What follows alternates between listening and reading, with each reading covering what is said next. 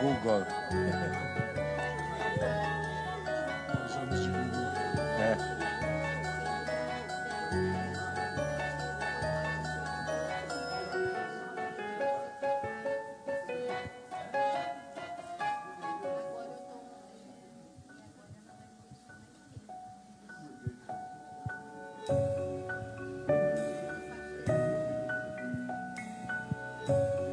Estamos reformulando o site agora.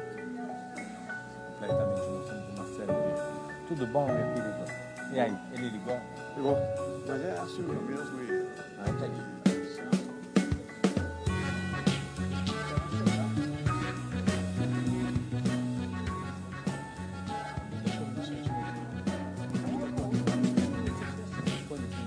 O que? O site novo no ar. Ah!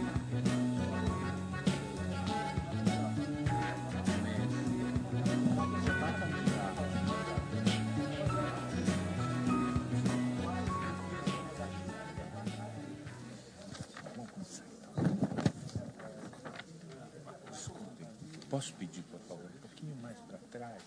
Mais um pouquinho para trás. Obrigado. Obrigado.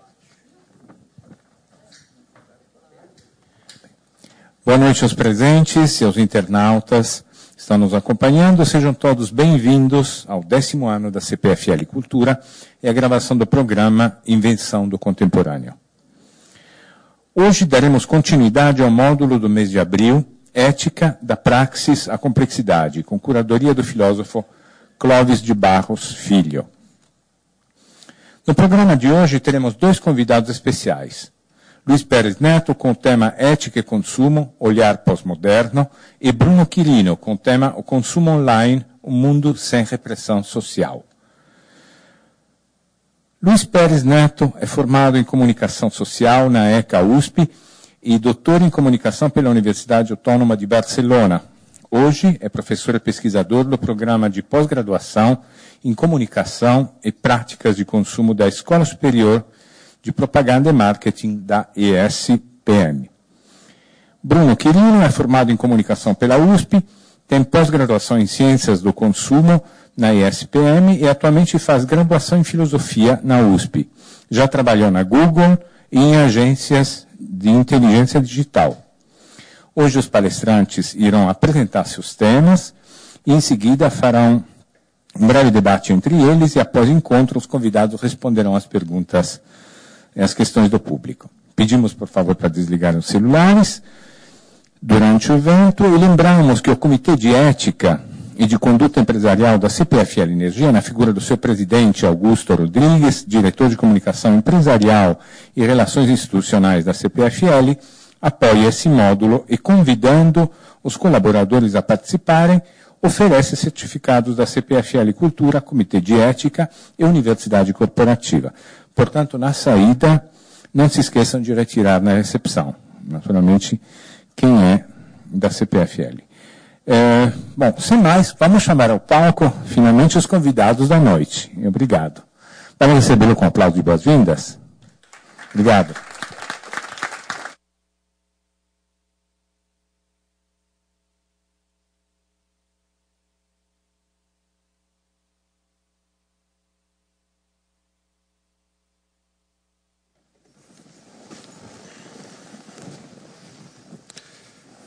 Bom, boa noite. Eu sou o professor Luiz Pérez. Para mim é um prazer estar aqui com vocês. Eu sou de uma cidade do interior de São Paulo, uma grande metrópole chamada Botucatu, grande centro-oeste paulista. E lá em Botucatu a gente diz que quando alguém vai conversar com a gente sobre algum assunto, quer falar alguma coisa, essa pessoa vem puxar a conversa. Né? Começa a puxar a conversa. Eu gostaria de puxar uma conversa com vocês, ou seja, que esse primeiro contato com vocês fosse uma conversa, um diálogo, e não propriamente uma intervenção formal.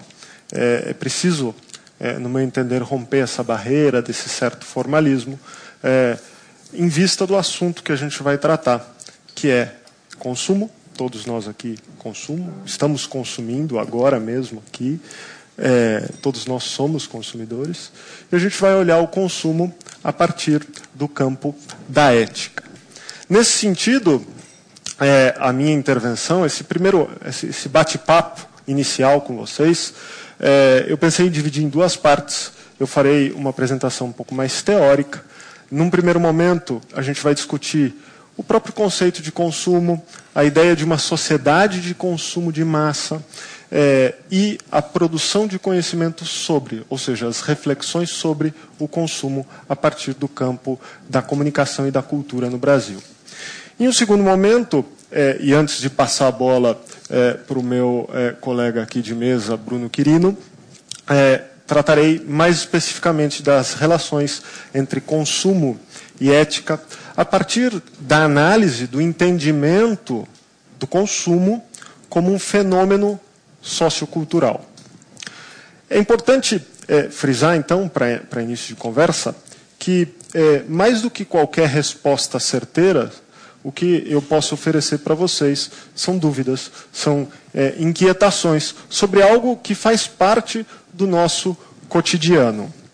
O consumo, em certa medida, é um espaço privilegiado que todos nós temos, porque está parte do nosso cotidiano. Todos nós temos para pensar.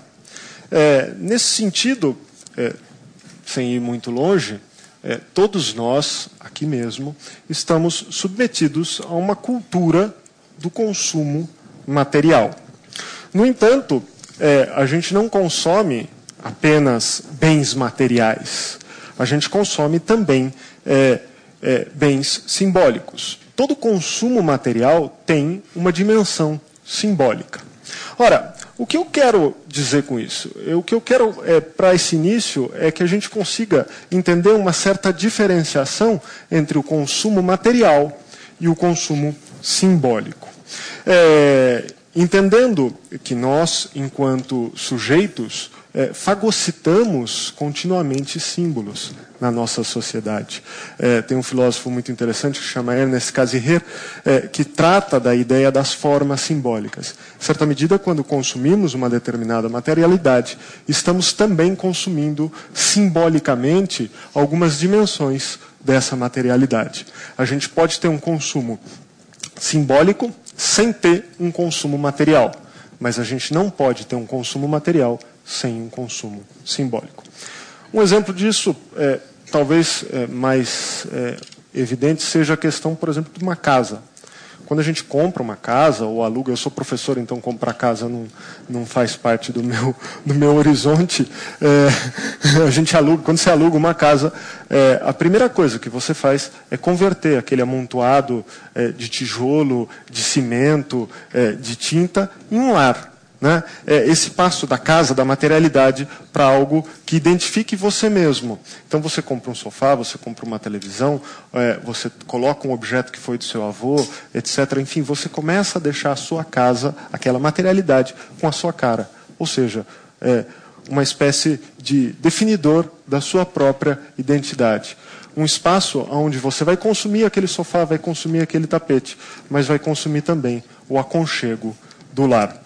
Por essa razão, diversos pensadores centraram muito a ideia de que pensar o consumo é pensar cultura, é pensar aquilo que nos faz ser como somos. Um outro exemplo, para ficar mais claro essa imbricação entre consumo simbólico e material e as dimensões culturais, talvez seja uma região da ilha de Papua Nova Guiné, especificamente de Nova Guiné. Tem uma região, eu sei que o exemplo ele é meio distante, mas ele é muito interessante. Vejam vocês, numa determinada parte de Nova Guiné, os habitantes daquela região não podem consumir absolutamente nada que tenha sido produzido por eles mesmos. Ou seja, eu não posso imagina, hoje eu fiz um macarrão antes de vir para cá, cozinhei ali e comi. Estava sozinho em casa. Isso seria impossível lá. Eu precisaria que alguém, depois da preparação, fizesse com que esse prato de comida circulasse. Eu entenda comida, entenda qualquer outro objeto. Sei lá, por exemplo, um colar, uma peça de artesanato, qualquer objeto produzido, qualquer materialidade, antes de ser consumida, ela precisa passar por uma certa circulação, por um circuito social. Esse exemplo permite a gente pensar pelo menos três coisas que eu acho que são bastante interessantes. Em primeiro lugar, reiterar essa diferença entre o consumo simbólico e o consumo material. Ou seja, você tem ali o cara que produz, a esfera da produção, mas você precisa circular, ou seja, ter alguma coisa além da materialidade. Tá? Em segundo lugar, a própria questão das relações sociais que estão objetivadas em um determinado produto.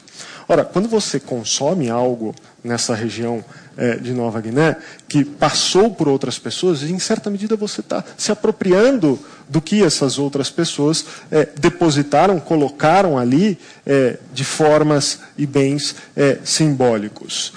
Por isso que a gente costuma dizer que o consumo permite a gente pensar as estruturas de reprodução social. Em terceiro lugar, ainda nesse exemplo de Nova Guiné, você pode observar muito claramente a ideia de que você tem dois polos. Você tem um polo da produção e você tem um polo do consumo. No caso de Nova Guiné, esse circuito é visto como um circuito único. Você não pode separar o polo da produção do polo do consumo. E, no entanto, no nosso cotidiano, no nosso dia a dia, a gente muitas vezes esquece completamente do polo da produção. Quando a gente é consumidor, quando a gente está consumindo, muitas vezes a gente ignora, invisibiliza, não se preocupa, não olha, não tem qualquer preocupação com o âmbito da produção. E, no entanto, para entender o consumo, eu creio que é primordial entender esses polos como sendo um mesmo polo, ou, se você preferir, dois lados de uma mesma moeda. Essa separação que existe entre o polo da produção e o polo do consumo, em certa medida é uma herança da consolidação de um certo tipo de sociedade, que a gente chama de sociedade moderna de consumo de massas, ou, se você preferir, sociedade de consumo. Essa sociedade de consumo, ela é consequência do triunfo de um certo modo de produção, que é o modo de produção capitalista. Um ícone, para acho que o imaginário de todos nós, do modo de produção capitalista, seria o Tio Patinhas. Eu adoro histórias em quadrinhos, lia muitas histórias em quadrinhos, e o Tio Patinhas, para mim, era o símbolo do capitalismo. Até então, eu achava que o capitalismo era um sistema, um modo de produção de acumulação. O Tio Patinhas, o que ele faz é acumular continuamente moedinhas. Ora, o Tio Patinhas, se vivesse nos dias atuais, estaria mais falido do que a Espanha. Estaria mais endividado do que muitos países aí mundo afora. Por quê? O capitalismo dessa sociedade moderna, dessa sociedade de consumo, não é um capitalismo de acumulação, é um capitalismo de circulação. O dinheiro ou qualquer outro bem, o que precisa na nossa sociedade é circular. As relações produção e consumo, para se desenvolverem perfeitamente nessa sociedade de consumo, precisam de uma circulação. E uma circulação cada vez mais rápida, cada vez mais veloz, cada vez mais contínua. Se nós trouxermos essa reflexão para o campo da produção do conhecimento sobre o consumo, a gente verá que essa separação entre produção e consumo, ela não é só uma separação que a gente faz no cotidiano, no dia a dia, como também é uma separação que está presente nas nossas universidades. Eu sou professor universitário e posso falar um pouco do olhar de dentro. Hoje em dia, o estudo do consumo ele ganhou muito fôlego, mas até bem pouco tempo atrás, quase todos os grandes pensadores da sociologia, quase todos os grandes pensadores da cultura, olhavam muito mais para o polo da produção. Por exemplo, o trabalho, né? O estudo do trabalho. E a gente mesmo no dia a dia, a gente fala, né? Trabalhar é bom, trabalhar tem uma certa conotação positiva. No entanto, consumir, nem sempre a gente pensa com uma conotação positiva, muito menos no âmbito das ciências sociais. No âmbito das ciências econômicas, isso não é assim. Tanto que grande parte das reflexões sobre o consumo provém das ciências econômicas e das ciências da administração. Só que, no entanto, essas reflexões, que são valiosíssimas, são muito interessantes para a produção do conhecimento sobre o consumo, elas se centram em dois aspectos que eu discrepo um pouco. Primeiro, a ideia de que o indivíduo é sempre livre nas suas práticas, para realizar as suas práticas de consumo. E segundo, a ideia de que, ao realizar essas práticas de consumo livremente, o sujeito, ele, de alguma maneira, ele é um ser continuamente racional. Eu discrepo um pouco disso, me alinho, talvez, ao pensamento de alguns filósofos, sociólogos, intelectuais, como, por exemplo, Herbert Marcuse. Marcuse olha a nossa sociedade, a sociedade industrial que ele olha, que a gente poderia, fazendo aí ampliando o sentido, traduzir como essa sociedade do consumo de massa, e diz, é uma sociedade que introduz tanta, mas tanta racionalidade, que produz uma irracionalidade. Ninguém consegue ser 100% racional 100% do tempo. Estamos sujeitos, somos pessoas afetadas pelo mundo, temos as nossas paixões, os nossos medos, os nossos desejos, que nos instigam a agir no mundo de maneiras, muitas vezes, até, eu diria, contraditória, muitas vezes de maneiras muito mais complexas e rebuscadas do que uma certa linearidade. Por isso, se a gente parar para pensar que há 10 anos atrás, não faz tanto tempo assim, um grupo de pessoas com os quais hoje eu tenho o prazer de trabalhar, propuseram estudar o consumo a partir do campo da comunicação e da cultura, construir um programa de pesquisa sobre comunicação e práticas de consumo. Naquele momento, essa era uma ideia extremamente arrojada. E é uma aposta que a SPM fez naquele momento e que, de alguma maneira, hoje deu muitos frutos. Tanto é assim, eu posso citar, até então não existia nenhum programa de pesquisa no Brasil sobre consumo e comunicação. Fomos os primeiros. Hoje já há mais aí que começaram a tentar olhar o consumo não apenas como um espaço de relações econômicas, e sim como um espaço privilegiado para a construção de relações sociais, para a reflexão sobre as relações sociais desde um âmbito sociocultural. Eu digo isso de pensar o consumo a partir da comunicação, e talvez seja um pouco exótico para alguns de vocês, mas quando eu digo pensar o consumo a partir da comunicação, do campo da comunicação, eu estou pensando nos estudos culturais britânicos. Eu estou pensando que comunicação e cultura é um binômio que poderíamos dizer que são sinônimos. Pensar a comunicação é pensar a cultura. Pensar a cultura é, em certa medida, pensar a comunicação. Quando consumimos alguma coisa, além dessa inscrição cultural, estamos também comunicando à sociedade valores, partilhando com a sociedade uma pleiade de signos que revelam muito daquilo que somos ou daquilo que esperamos que a sociedade reconheça em nós. Por isso que podemos dizer que o consumo, no Brasil em especial, mas eu diria, me arriscaria a dizer que no mundo inteiro é assim, o consumo ele é considerado a porta de entrada para a cidadania. Muitos de vocês aqui são mais jovens do que eu, talvez não se lembrarão. Eu que já tenho uma certa idade, me lembro que esse país passou, há uns 20 anos atrás, por um processo de redemocratização. Tivemos uma Assembleia Constituinte, que chamamos de Constituinte Cidadã. E logo depois, uma das leis complementares que foram gestadas foi o Código de Defesa do Consumidor. A ideia de que somos cidadãos, para muitos dos brasileiros posteriores que não viveram esse processo de transição, está conectado a esfera do consumo.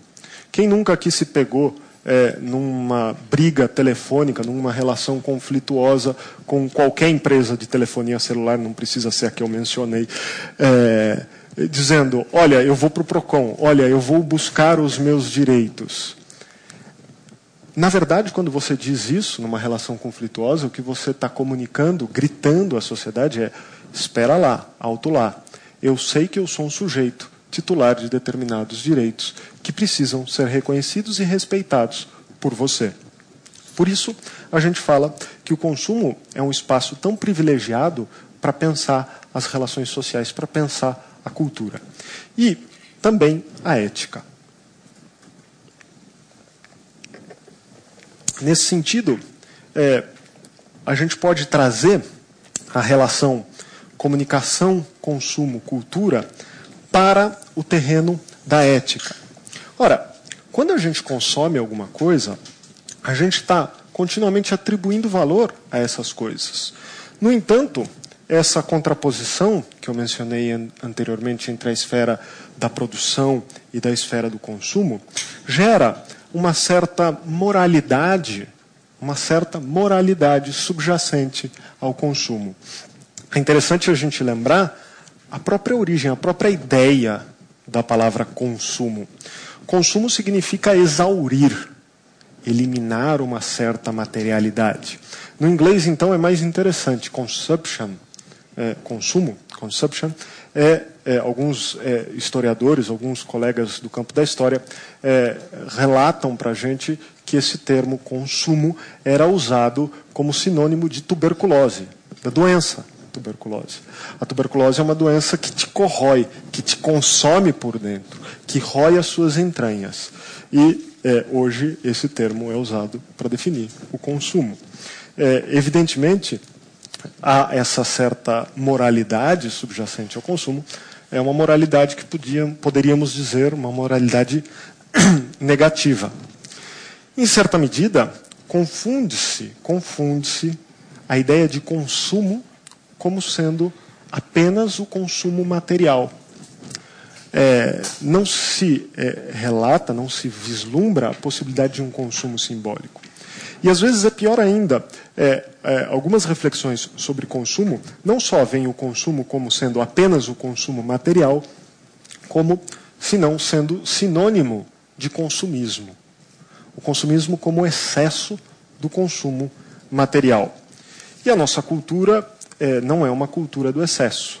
O excesso, ele é ruim, ele é luxurioso, ele é, enfim, pecaminoso, ele é um valor moral a não ser perseguido nessa sociedade. É interessante porque o mesmo circuito que constrói alguns valores e algumas moralidades positivas sobre a esfera da produção, quando olhamos para a esfera do consumo, esses valores são subvertidos de uma maneira muito radical. Colabora a este processo, colaboram as principais religiões, tanto ocidentais quanto orientais. Budismo, o hinduísmo, o judaísmo, o cristianismo, enfim, etc.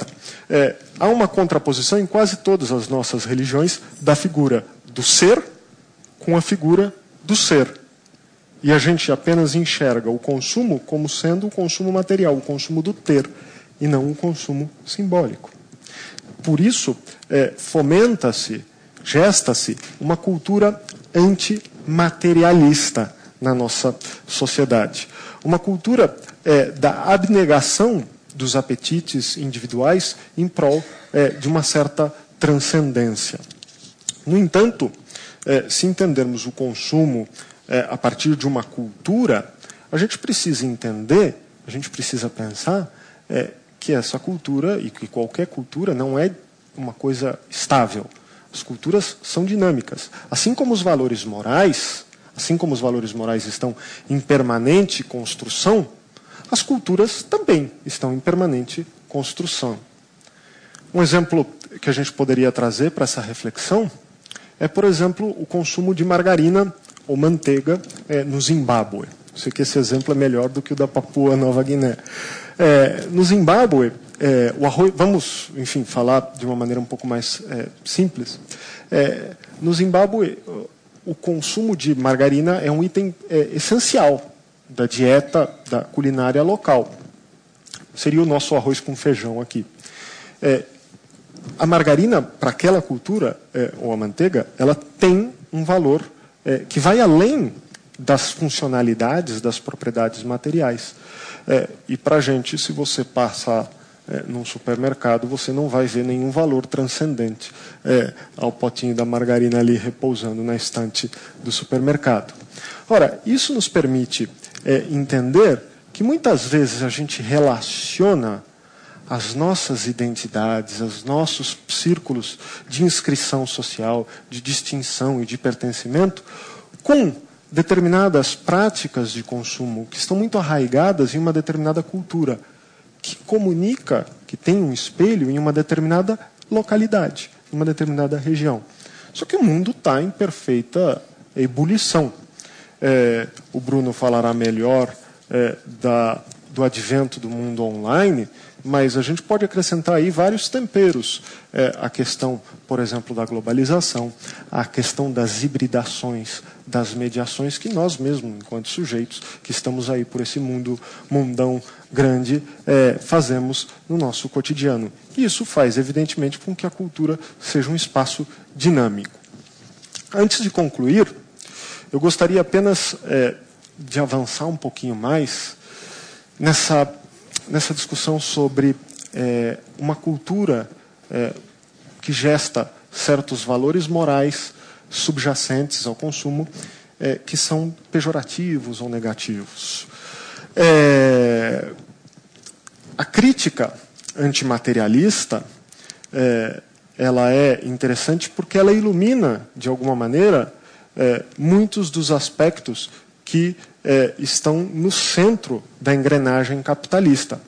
No entanto, se a gente parar para pensar, essa mesma crítica antimaterialista não permite que a gente discuta temas como a pobreza ou a erradicação da pobreza a partir do consumo. É muito pouco frequente a gente olhar alguém discutir o fim da pobreza, vamos discutir políticas públicas de corte social a partir do consumo. Ora, temos aí um continente africano enorme, e poderíamos citar algumas regiões do Brasil, sem lugar a dúvidas, que há pobreza extrema por falta de acesso ao consumo. Permitir o acesso dessas populações ao consumo seria, de alguma maneira, erradicar e eliminar a pobreza extrema. Por isso que eu entendo que é extremamente perigoso a gente construir uma reflexão sobre se o consumo é bom ou se o consumo é ruim. Não se trata disso. Se trata de olhar para o consumo como um fenômeno estruturante e estruturado da nossa sociedade. Um fenômeno que está arraigado no nosso cotidiano e que permite a gente criar reflexões de cunho ético importantíssimas. O último exemplo, o último tema que eu queria colocar nessa direção é a questão do consumo, o consumo consciente, que contemporaneamente está na agenda, acho que, de todos nós que somos consumidores. O consumo consciente parte da lógica de que há um consumo ruim e que há outro bom. Parte da ideia de que estamos esgotando todos os nossos recursos econômicos, sociais e ambientais pelo consumo. O que não deixa de ser verdade. Estamos, sim, esgotando. Há um problema aí, há um fim que está chegando. Mas esse fim, ele não se deve ao consumo em si. Se deve, entendo mais, a um modo de produção capitalista que gestou uma sociedade onde o crescimento econômico é prioritário. É um crescimento que deve ser ad infinitum, até chegar a um pibão. Ninguém quer um pibinho, todo mundo quer um pibão. Ou seja, quer um crescimento econômico contínuo. Óbvio, um sistema que só está centrado no crescimento não permitirá uma mudança. Quando a gente fala de consumo consciente, o discurso que muitas vezes nos chega é um discurso que ele separa esse polo da produção e esse polo do consumo e diz: você, eu, nós, consumidores, precisamos fazer a nossa parte. Faça você a sua parte. Eu estou fazendo a minha. Com isso mudaremos a sociedade. Não. Não mudaremos. Sinto informá-lo que apenas sustentaremos aquilo que já está. Manteremos as relações de desigualdade que já existem. No entanto, teremos um certo conforto material pelo consumo. Essa moralidade negativa do consumo, ela gera um sentimento de culpa. Quem nunca se sentiu culpado por consumir alguma coisa? Então, o consumo consciente passa a ser uma esfera de redenção moral para os sujeitos. Você, na verdade, ao se inscrever na lógica do consumo consciente, você não está transformando a sociedade, você está modificando o capitalismo. Você está favorecendo a que o capitalismo deixe de ser um sistema industrial e passe a ser cada vez mais um capitalismo cultural. Um capitalismo cada vez mais fundado na ética, fundado nos valores e fundado nas responsabilidades dos indivíduos. Mas isso o Bruno vai falar mais. Eu só gostaria de concluir essa reflexão a partir do nosso próprio cotidiano, nessa nossa conversa aqui. Quando você se inscreve nessa lógica desse capitalismo cultural, você deixa de comprar um pacote de café. Você passa a comprar grãos que foram produzidos a partir de uma relação comercial justa. Como se pudesse existir uma relação comercial justa. A própria ideia de comércio se baseia na desigualdade de posição entre quem vende e quem compra. Quando você compra, por exemplo, açúcar, você deixa de comprar açúcar, se você se inscreve nessa lógica do capitalismo cultural, do consumo consciente. Você passa a comprar sustentabilidade num determinado pacotinho. Quando você compra comida e se inscreve nessa lógica do capitalismo cultural, você deixa de, por exemplo, comprar comida num restaurante. Você passa a ter uma experiência gastronômica. Em suma, a gente, nesse circuito, deixa de estar preso ao universo moral que, de alguma maneira, se inscreve numa visão pejorativa das materialidades para entrar num espaço redentor, que nada redime, além da nossa própria consciência. Nada mais do que uma falsa verdade, uma falsa consciência. Muito obrigado. Bruno.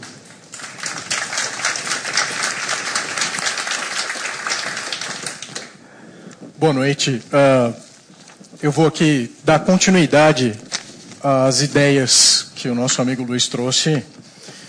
E eu gostaria também de manter esse tom de conversa informal com vocês.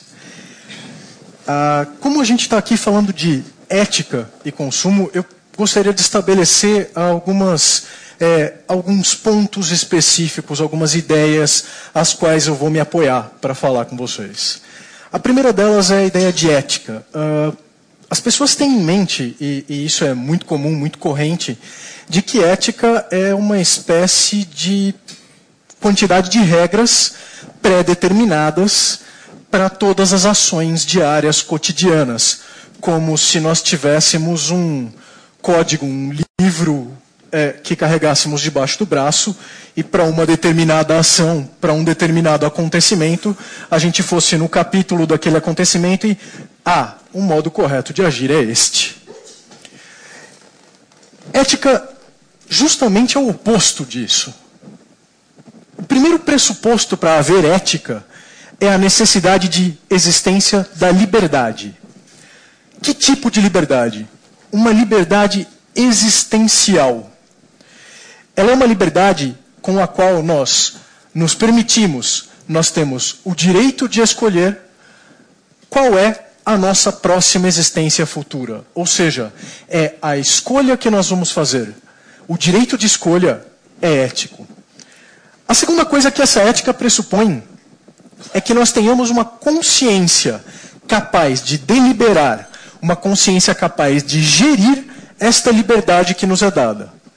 Então, a primeira coisa que nós temos que ter em mente quando falamos em ética, seja ética no consumo ou ética em qualquer outro sentido, é que ética não é uma série de regras pré-estabelecidas, muito pelo contrário. Ética é a liberdade de podermos escolher a nossa ação naquele determinado momento. A segunda coisa é uma coisa que o Luiz começa a entrar. Quando ele fala sobre o consumo consciente, algumas pessoas também falam de consumo ético, as pessoas confundem a ética no consumo com o consumo consciente e o consumo ético. Por que eu falei da liberdade exatamente antes de entrar nesse assunto? Porque quando eu falo de consumo consciente ou consumo ético, eu estou falando de uma série de regrinhas que nós compramos, digamos assim, quando consumimos alguma coisa. Como ele mesmo mostrou, quando a gente consome um pacote de açúcar dentro desse mundo, a gente não está consumindo pacote de açúcar, a gente está consumindo a sustentabilidade. Então, nós consumimos um meio de produção, uma cultura de uma forma de produção. E isso é mais ou menos que uma regra entregue para a gente pelo capital. E quando eu digo capital, é pelo produtor, é pelo mundo capitalista, é pelas regras de aparência, de representação social que esse mundo capital tem sobre nós. Então, isso na verdade é uma confusão que se faz. Ética no consumo é justamente o meu direito de escolha sobre se eu vou consumir ou não e por que motivo eu vou deixar de consumir ou consumir algo. É justamente a reflexão moral, a reflexão de valor que nós fazemos quando nós vamos consumir alguma coisa. Então, pensando nessa questão do consumo ético, uma coisa que o Luiz começou já a colocar e que eu gostaria de me aprofundar, é que o mundo do capital coloca esse consumo ético nas nossas mãos. Exatamente da maneira que ele falou. Eu faço a minha parte, faça você também a sua. Perceba que o consumo ético, o consumo consciente, ele torna-se dessa maneira uma opção individual. E aí, por ser uma opção individual, que a gente apenas crê que deva ser espelhada para outras pessoas e que não se reflete no modo produtivo, ou seja, a produção continua crescente, continua aumentando e nós simplesmente escolhemos comprar este ou aquele por crer que é mais ético ou não, nós simplesmente estamos sustentando um sistema exatamente da maneira que ele era antes. A diferença é que agora nós pagamos mais caro porque nós acreditamos que estamos comprando alguma coisa que traz benesses ao mundo em que vivemos. Ou seja, nós pagamos, como ele mesmo mostrou, nós pagamos por aquilo que isso simboliza para a gente. Pelo valor simbólico e não tanto pelo valor material. Então, na verdade, posso até soar um pouco radical, mas creio que esse consumo, na verdade, foi uma maneira que a indústria conseguiu de nos empurrar o mesmo produto por um valor mais alto. E quando digo que corro o risco de parecer radical, eu posso dizer a vocês que, por mais que eu pareça dessa maneira, eu tenho uma crença muito forte nesse sentido. Por que eu tenho essa crença forte nesse sentido? Porque quando você tem essa voz do mercado jogando o consumo consciente para você, o mercado costuma colocar a sustentabilidade da seguinte maneira. Olha, eu estou explorando estou fazendo manejo sustentável de determinada commodity, de uma determinada floresta ou de um determinado produto. Eu estou garantindo a continuidade daquela natureza, a não finitude daquele determinado recurso natural. Entretanto, esse mercado, esse mesmo capital, se esquece de dizer que esse consumo, consciente ou não, é socialmente injusto. Aproximadamente 2/3 da população mundial está abaixo dessa linha de consumo. E abaixo da linha de consumo, ou seja, sem aproveitar as benesses deste consumo, deste modelo de mercado de consumo, deste modelo de mercado de trocas, e pagando o pato pelo fim dos recursos naturais, pagando o pato pelo grande quantidade de trabalho escravo ou grande quantidade de trabalho mal remunerado e subempregos que nós podemos ver por aí. Então, existem custos sociais que essas pessoas arcam para que nós consumamos da maneira que o fazemos. Então, essa seria uma primeira parte da reflexão. Uma segunda parte da reflexão, e que é exatamente aquilo que ele falou sobre o consumo simbólico, e que aí eu começo a entrar na parte de mídias e vou me encaminhando ao consumo online especificamente, é o fato de que o consumo ele não é apenas o consumo com base na contrapartida pecuniária. Não é só o consumo de você me entrega uma determinada mercadoria e eu lhe pago em dinheiro. Não é só o consumo do eu te entrego uma mercadoria, você me entrega outra mercadoria. Neste momento, aqui sentados em casa na internet ou daqui a um tempo na televisão, vocês estarão consumindo a nós dois. A frase ficou ótima, né? Vocês estarão consumindo este programa, vocês estarão consumindo o teor cultural, vocês estarão consumindo o teor de conhecimento desse programa. Em troca de quê? Vocês vão ver publicidade em troca disso.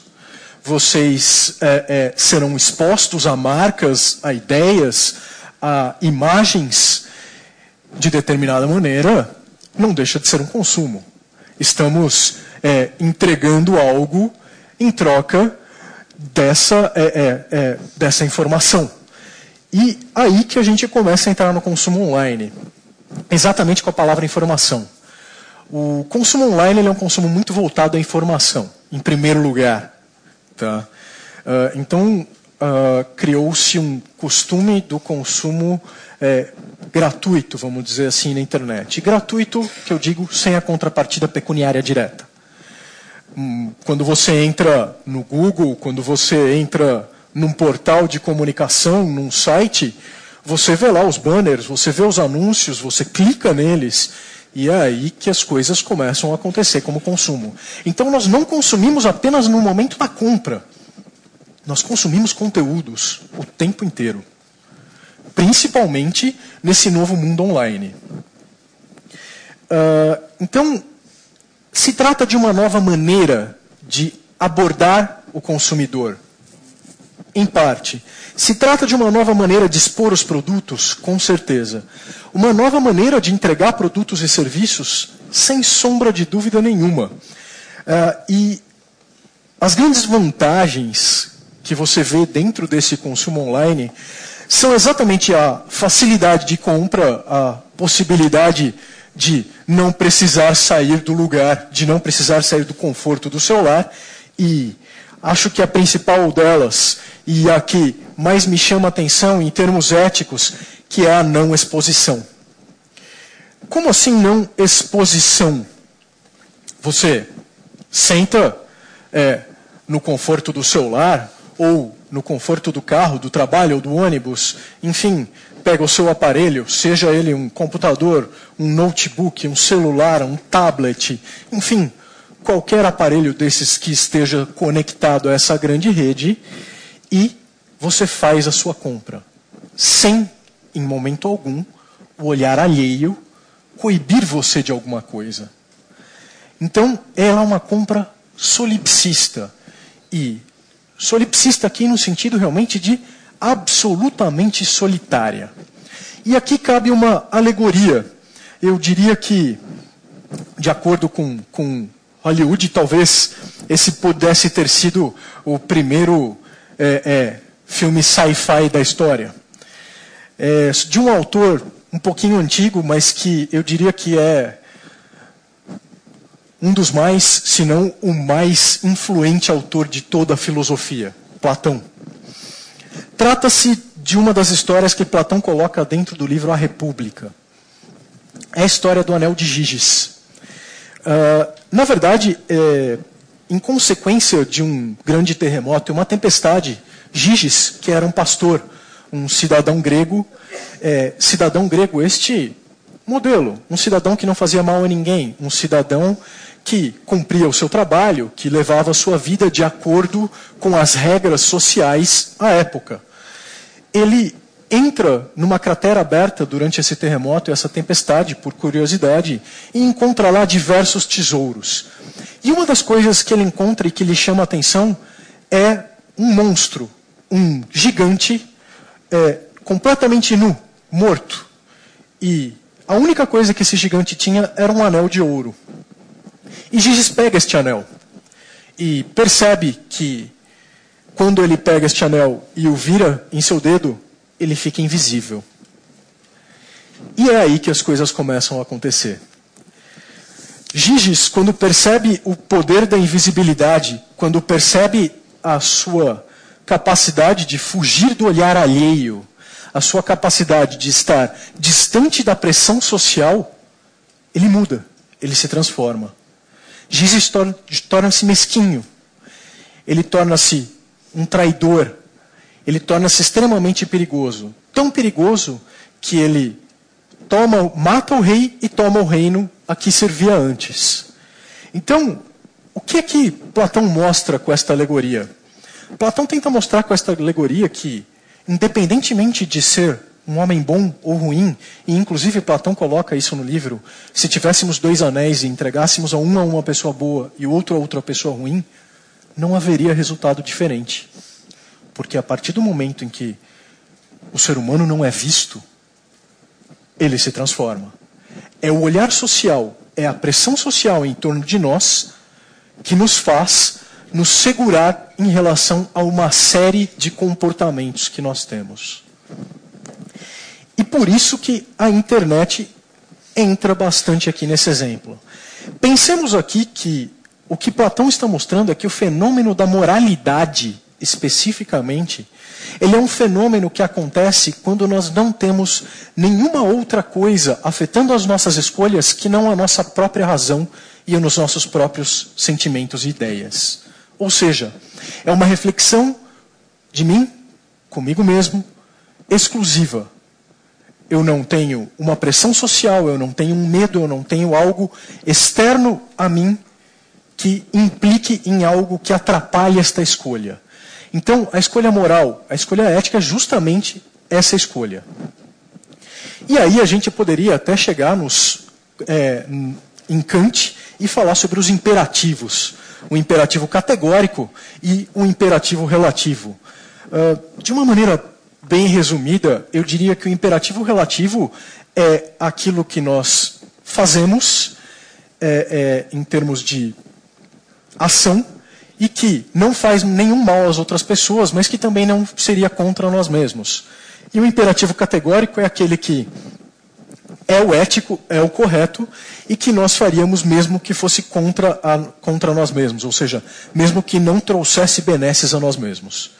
Então, o que Platão diz, basicamente, é que um imperativo categórico é impossível se não houver a pressão social. Aí agora nós voltamos, na verdade, exatamente à internet.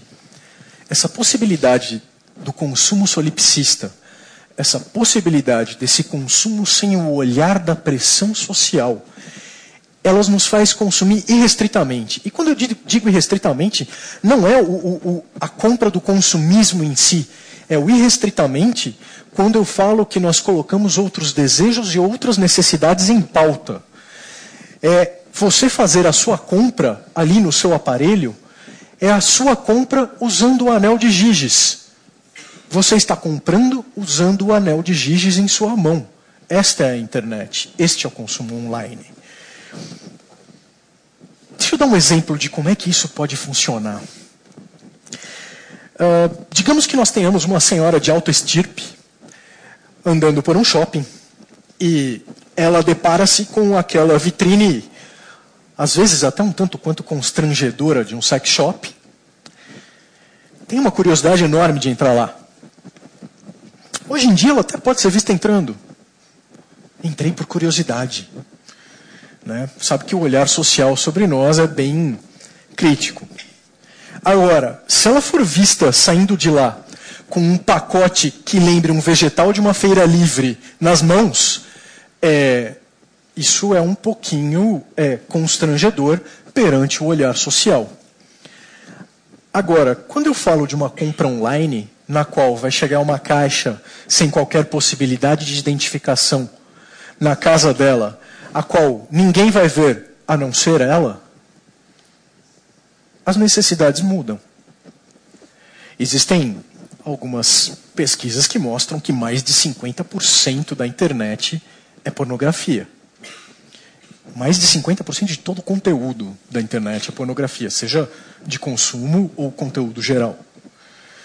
Então, quando a gente entra no mundo online, a gente percebe uma mudança tão grande devido a essa falta de pressão do olhar social, que, inclusive, os produtos ou serviços que nós consumimos, produtos, serviços e conteúdos, aliás, que nós consumimos, mudam, são outros. Colocamos outros desejos e necessidades em pauta. Colocamos outros desejos e necessidades à frente daquilo que estamos acostumados a fazer no mundo real. E faço essa separação de mundo real e mundo virtual com um certo temor. Eu confesso que eu considero esse mundo tão amalgamado, tão misturado, que eu tenho alguma dificuldade, muitas vezes, de separá-lo. Mas, digamos que sejam dois mundos separados. Então, é no consumo online que a gente permite muito mais ser id do que ser superego. E isso numa concepção extremamente freudiana. Nós somos muito mais desejo, nós somos muito mais instintivos, nós somos muito mais objetivos e diretos com nós mesmos. Nós aqui nos distanciamos do olhar social. Nós aqui estamos sem a pressão da sociedade sobre os nossos ombros. A possibilidade de excluir o controle social sobre o consumo muda completamente a maneira que consumimos e aquilo que nós consumimos. E uma outra coisa muito interessante que a gente encontra na internet, e aí já trabalhei no Google, trabalhei em algumas agências digitais e trabalhei com campanhas online. Para vocês terem uma ideia de como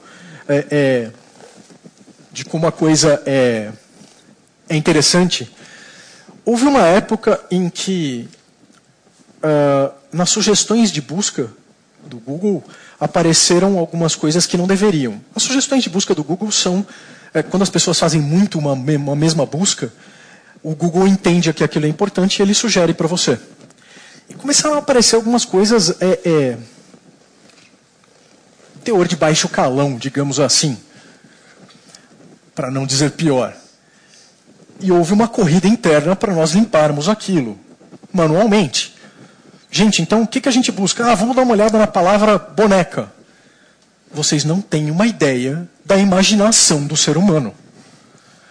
A capacidade que o ser humano tem para misturar coisas que aparentemente são inocentes com algo que, enfim, eu não chamaria exatamente de nefasto, porque é algo que talvez todos façam, mas não daquela maneira com um brinquedo. Enfim, pode-se perceber que há um certo trauma em relação a esse tipo de coisa. Outra coisa que nós encontramos na internet, que nós não encontramos no mundo real, são as famosas agências de traição. Na época que eu estava lá também, foi a mesma época, inclusive, que o sistema de publicidade proibiu esse tipo de publicidade dentro do sistema. O que é? São basicamente sites onde você, casado, se cadastra para encontrar outra pessoa casada que queira trair também. Né? Sim, e são serviços que estão lotados. Agora, digamos assim, no mundo real, suponhamos que existisse uma agência dessas na rua, jamais alguém ia querer ser visto entrando. Ia ter, pelo menos, uns 40 detetives com câmeras assim, ajoelhados em frente, esperando alguém entrar. Obviamente que a internet abriu outras possibilidades. Entretanto, temos que ter em mente que a internet não é nada além de um reflexo daquilo que nós mesmos somos. E um reflexo daquilo que somos sem o controle social. Aí poderíamos até recorrer a Rousseau, que diz que nós nascemos inocentes e a sociedade nos corrompe. E aí, quando eu olho para esse tipo de coisa, eu vou muito mais para Freud e digo que nós nascemos extremamente maus e a sociedade nos segura. Não é?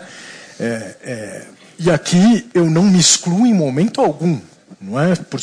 Porque se eu tivesse o anel de Giges, não tenham dúvidas de que eu faria coisas que não são lá muito desejáveis socialmente. Então, outra coisa interessante é que, se vocês percebem que a ética pressupõe exatamente a liberdade e pressupõe exatamente a consciência, o raciocínio, a razão de escolha, uma maneira reflexiva de escolha para alguma coisa, a compra online, o consumo online é moralizante. Exatamente porque ele nos permite escolher mais. Ele tira de nós o medo que nós temos da sociedade e coloca a opção de consumir algo ou não exatamente em nossa única responsabilidade. É só a nossa razão que comanda. Uma outra coisa que eu gostaria de comentar antes da gente encerrar é que, a partir do momento que vocês percebem que o capital jogou nas nossas mãos a ideia de consumo consciente como sendo uma opção individual, a internet nos deu uma capacidade enorme de escolha, em termos de escolha de consumo. Essa ideia de consumo consciente torna-se muito mais atrativa e muito mais vendável. Entretanto, tenhamos em mente de que, quando você compra alguma coisa com cara de consumo consciente, você nada mais está dando do que uma indulgência para o seu consumo normal, tentando tirar de suas costas, de sua cabeça e do seu sono o peso da consciência de ter 2/3 da população impossibilitadas de consumir aquilo que você consome e sem qualquer benefício do que vem apenas pagando o pato pelo consumo. Então, eu gostaria de deixar claro que eu vim aqui essa noite a serviço da dúvida e não a serviço das afirmações.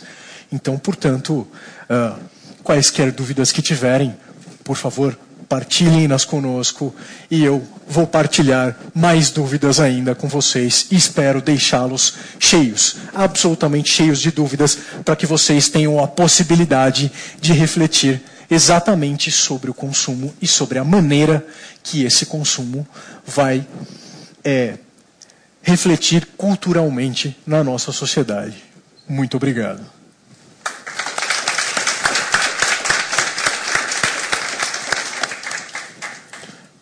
Não sei se alguém tem alguma pergunta.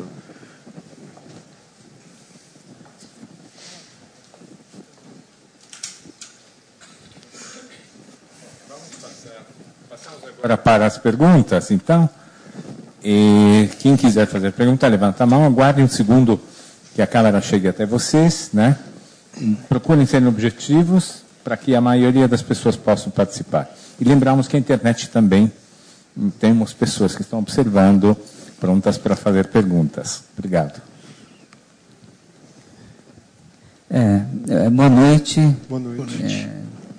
Bom, se a ética é a liberdade de consumo, que, pelo que eu entendi, que o consumo ético é o consumo livre, né, que respeitasse a liberdade do indivíduo, do cidadão. Mas temos a propaganda, né, a publicidade, e tem a tal da publicidade subliminar. Em tudo que você vê tem uma publicidade subliminar que induz a um consumo, no meu entendimento, não necessário. A pergunta é justamente essa. E a ética do capitalismo é justamente o lucro, a qualquer custo. Né? A ética do capitalismo não tem ética nenhuma. Não é? É o lucro, entendendo que as pessoas são sempre consumidores potenciais e limitados na sua possibilidade de consumo. Então a pergunta justamente é essa. O caminho do consumo é justamente vamos dizer assim, a perda dessa liberdade de consumir o que seria necessário para que as pessoas pudessem viver com dignidade, etc. A pergunta justamente é essa. Muito obrigado pela sua pergunta. Ela é instigante, de verdade. Duas coisas me chamam muito a atenção. Em primeiro lugar, a própria discussão sobre a publicidade e propaganda. A publicidade, entendo, é uma das narrativas do consumo, mas não é a única. Há outras narrativas do consumo. Nesse sentido, eu não sei a sua opinião, Bruno, mas eu tendo a não acreditar na existência de publicidade subliminar ou de uma indução, né, um controle por parte da indústria, da publicidade, do marketing total e restrito ao sujeito. Eu acredito que o sujeito ele negocia a produção de sentido. Né? Há um processo de mediação. E nesse sentido, a publicidade, ou algumas publicidades que a gente chega a dizer que são subliminares, na verdade elas trabalham com um binômio de coisas que estão ditas, e que na filosofia da linguagem a gente chama de explícito, e coisas que estão ditas, mas que a gente poderia dizer que não estão ditas, estão implícitas. Então você tem um par explícito e implícito. Muitas vezes, para a produção de sentido na sociedade, de qualquer mensagem, não só publicitária, a gente, para interpretar aquela mensagem, você como receptor, você precisa do contexto cultural. E você vai buscar a lacuna que está faltando ali naquela mensagem no contexto. Então, na verdade, há algo ali, algo que falta, e que você, enquanto receptor, irá buscar no contexto e construir um determinado sentido. Outro aspecto bastante interessante que você nos indaga, nos suscita a reflexão, é a questão da necessidade. Frequentemente, nessa discussão, dentro do consumo consciente, somos confrontados com a ideia da necessidade. Ah, não, eu não sou consumista, eu só consumo aquilo aquilo que é necessário. Como a gente define o que é necessário para mim, o que é necessário para o Bruno, o que é necessário para você? Como a gente pode criar pautas? São necessidades básicas? Eu tendo a discrepar das ciências econômicas que constroem até modelinhos. Né? Primeiro você tem necessidade disso, depois você tem necessidade daquilo, depois daquilo outro, daquilo outro, daquilo outro. Quando, na verdade, a gente, tem desejo. E o desejo, ele é potência. Ele é algo que não é traduzível numa escala, ou numa pirâmide, ou numa certa linearidade. A grande questão é pensar o consumo como um fenômeno cultural dentro desse marco de produção capitalista. E nesse marco que nos conduz cada vez mais a confluir o consumo como uma cultura que é fundante, é traço marcante do próprio capitalismo. Eu gostaria de complementar só com uma parte. Você falou da questão da liberdade versus a publicidade. Que a publicidade, de determinada maneira, seja ela subliminar ou não, eu também tenho uma certa descrença em relação à existência da publicidade subliminar, como se coloca. Eu acredito no implícito, no explícito também. Mas a publicidade, sim, ela tende a ter persuasão. A ideia da publicidade é persuadir você a consumir determinada coisa. Agora, da mesma maneira que ele falou, da mesma maneira que a pessoa recebe essa mensagem, ela interpreta essa mensagem. Nós não somos... e aí, existe até uma teoria da comunicação que fala sobre isso, que é a teoria da agulha hipodérmica. Eles falam da teoria da agulha hipodérmica, que é você manda a mensagem, a agulha hipodérmica entra na sua pele, injeta aquilo e aquilo está dentro de você. E é exatamente algo que não acredito que aconteça. A mensagem é de tentar te persuadir. Agora, se você vai ser ou não persuadido, isso é uma decisão pessoal, isso é uma coisa interna sua. Claro que isso pode ou não pesar sobre os desejos que você tem ou deixa de ter, mas você tem toda uma bagagem cultural, toda uma bagagem social anterior àquela tentativa de persuasão. E isso vai conversar dentro de você e negociar em relação à sua ideia ou não de consumir algo. E é exatamente essa negociação que é a reflexão, que é o que me deixa livre ou não para consumir. Eu vou refletir se eu devo ou não consumir aquilo. Tentaram me persuadir, não vou dizer que não, mas eu sou livre para decidir. Essa ainda é a intenção. E aí é que eu digo que a publicidade infantil é muito mais, como eu posso dizer, sem parecer radical novamente, a publicidade infantil é nefasta. Porque justamente essa capacidade de reflexão na criança é reduzida. Principalmente em relação à comida. A publicidade infantil em relação à alimentação é algo extremamente grave. Só que aí é uma questão interessante, porque eu não sei o que vocês pensam, mas eu tendo a crer que o controle da publicidade em si não vai resolver absolutamente nada. Porque você vai introduzir mecanismos artificiais, por exemplo, no caso da publicidade infantil, ou de qualquer outro tipo de controle, que vão gerar mais travas do que propriamente mudar o sistema.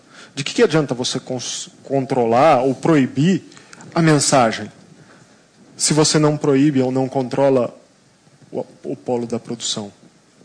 Você está, novamente, separando a esfera da produção da esfera do consumo, incidindo no consumo, incidindo naquilo que, de alguma maneira, é a ponta mais frágil da equação. Né? Perfeito. Acho que...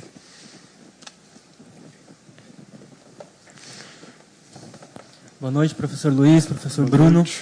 Estamos transmitindo ao vivo a Invenção do Contemporâneo pelo site da CPFL Cultura, onde internautas podem fazer seus comentários e perguntas.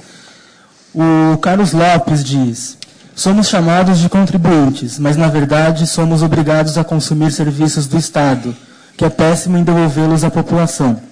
Vocês veem a relação cidadão-Estado como uma relação de consumo? Sim. A relação é sim de consumo. Obviamente que é um consumo um pouco diferente, porque o Estado tem uma coisa que a gente chama de monopólio em muitos aspectos. Monopólio da violência legítima. Então, de alguma maneira, é uma força um pouco mais perversa do que o poder da persuasão da publicidade. Ele te obriga, te coage, coloca a polícia. Digamos assim que o Estado ele vira para você e fala: olha, você vai consumir isso. Você deve falar não, e o Estado viria falar Então, de certa maneira, a relação de consumo com o Estado ela é diferente só no sentido de que nós não temos outras opções. Toda essa questão, claro, como vivemos uma sociedade capitalista, você tem um mercado, e esse mercado te dá diversas opções de consumo sobre diversas coisas. Em relação ao Estado, é difícil você ter muitas opções em relação a muitas outras coisas. Então, é um controle de consumo diferenciado, eu veria. Talvez, eu não sei se você tem alguma outra ideia, outra visão sobre o assunto. Não, aí o que eu acho interessante é muitas vezes a visão utilitarista que a gente acaba tendo com relação ao Estado. Ao mesmo tempo que a gente quer um Estado de bem-estar social, a gente critica o fato de que o Estado impulse medidas para a construção desse mesmo estado de bem-estar social. Então, aí é uma visão um pouco contraditória. Eu sou contribuinte, sou obrigado, mas, ao mesmo tempo, eu quero que o Estado me dê determinadas prestações, sem ter necessariamente que contribuir para que isso seja, de alguma maneira, sem dar contraprestação, para que, de alguma maneira, a gente consiga estruturar uma sociedade mais igualitária, com maior justiça social, etc., etc. Mais do que o problema de você dar a contraprestação, é a questão de exigir um serviço, um produto melhorado. E aí é interessante porque até bem pouco tempo atrás, acho que no Brasil não existia a cultura do serviço público, de você, enquanto usuário, enquanto consumidor do serviço público, exigir do Estado o devido funcionamento. Eu diria que nos últimos 10 anos ou 8 anos, diria 10. Houve uma melhora significativa nessa relação. As pessoas, cada vez mais, procuram o Estado e buscam, dentro dos próprios circuitos e elementos que o Estado oferece, a ideia de que, olha, eu sou aqui um sujeito titular de direitos, sou um cidadão, estou consumindo esse serviço, por favor, você me apresente, de alguma maneira, aquilo que eu espero que você me dê. Acho que...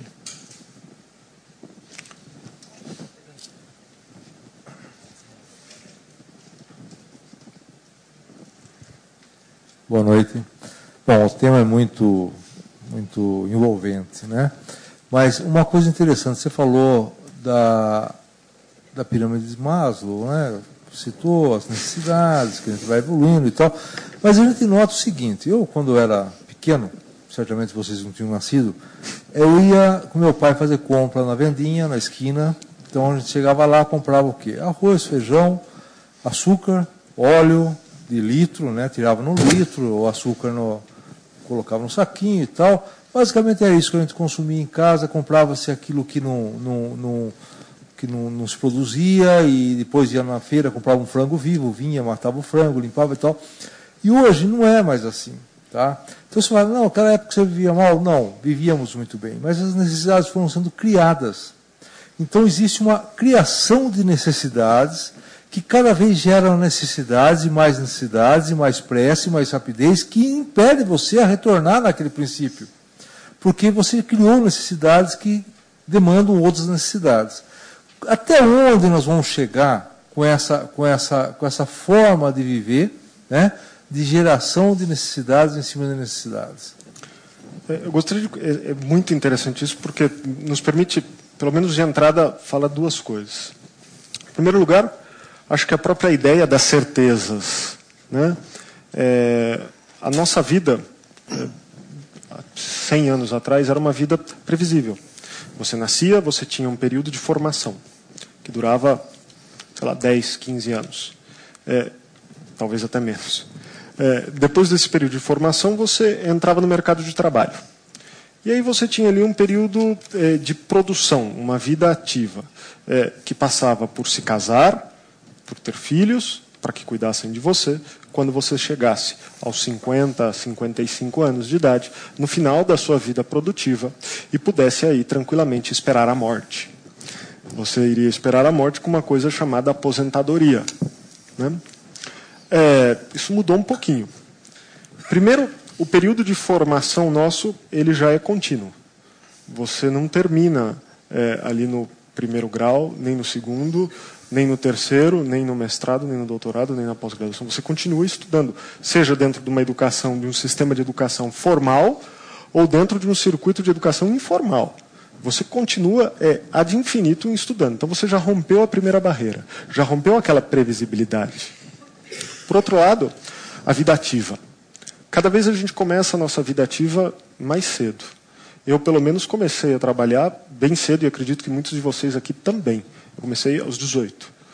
18 ali. Muitos de vocês até começaram antes, eu acredito.